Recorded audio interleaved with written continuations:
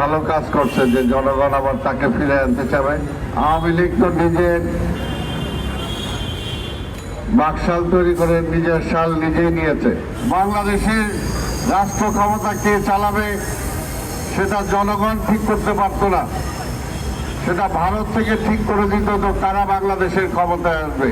এই সরকার তার দুর্বলতার কারণে, তার সময় ক্ষেপণের কারণে পরাজিত ফ্যাসিবাদকে আবার দাঁড়ানোর সুযোগ করে দিচ্ছে কিনা সেটাই বিবেচনা করতে হবে। এটা নিয়ে এত ব্যতিব্যস্ত হওয়ার মতো কোনো পর্যায়ে আমরা গেছি বলে এখনো মনে হয় না।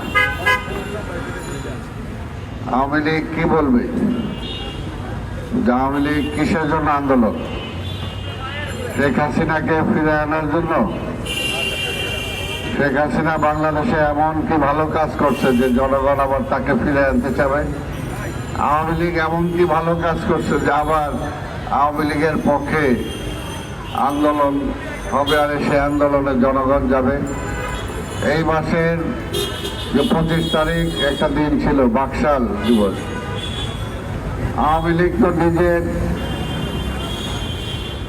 বাকশাল তৈরি করে নিজের শাল নিজেই নিয়েছে, যে কারণে এখন পর্যন্ত সেই বাকশালকে তারা ভোট করতে পারে না জনগণের সামনে। আবার এইবার 15 বছরে তারা গণতন্ত্র খেয়ে ফেলেছে। ব্যাংক, বিমা, শেয়ার মার্কেট, প্রত্যেকটা প্রতিষ্ঠান তারা ধ্বংস করেছে। বিশ্ববিদ্যালয় সব প্রতিটা শিক্ষা প্রতিষ্ঠান তারা ধ্বংস করেছে। পুলিশ একটি রাষ্ট্রের অপরিচ্ছন্ন অঙ্গ, সেই অঙ্গটাকে ধ্বংস করে ফেলেছে।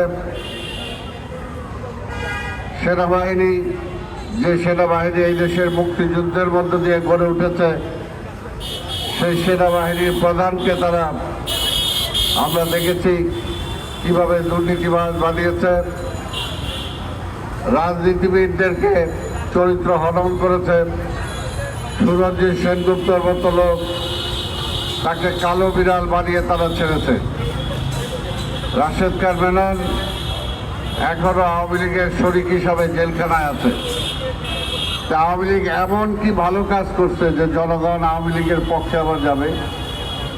তবে কথা একটাই, এই সরকার তার দুর্বলতার কারণে, তার সময় ক্ষেপণের কারণে পরাজিত ফ্যাসিবাদকে আবার দাঁড়ানোর সুযোগ করে দিচ্ছে কিনা সেটাই বিবেচনা করতে হবে।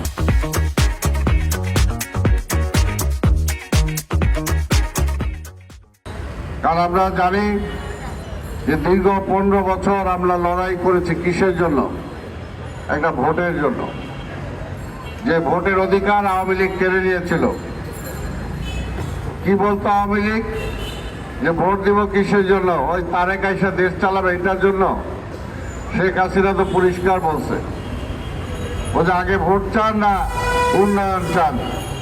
কারণ উন্নয়ন হলেও তো 50% তাদের পকেটে চলে যায় আগেই, আর বাকি 50% যারা আছে মাঠে ঘাটে তারা কই জায়গায় দেখায়। সেই কারণে উন্নয়নের নামে লুটপাট, সেটাই ছিল ব্যবস্থা। আর গণতন্ত্র তো ছিলই না।